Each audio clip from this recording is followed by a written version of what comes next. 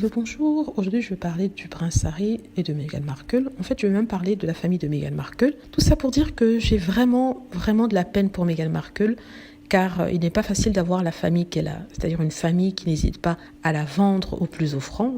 Comment la vendre?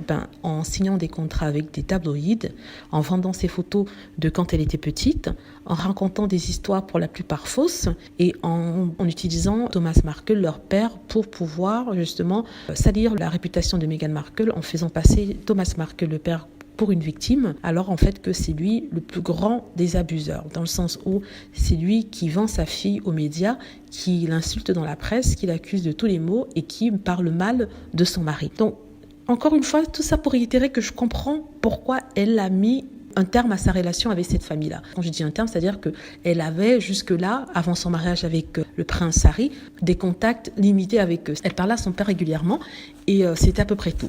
Donc, en l'espace de quelques heures après avoir appris que leur sœur sortait avec le prince Harry, le demi-frère et la demi-sœur de Meghan Markle se sont mis à la vendre des informations, parler mal d'elle, la traiter de tous les noms, en disant qu'elle est ceci, elle est cela.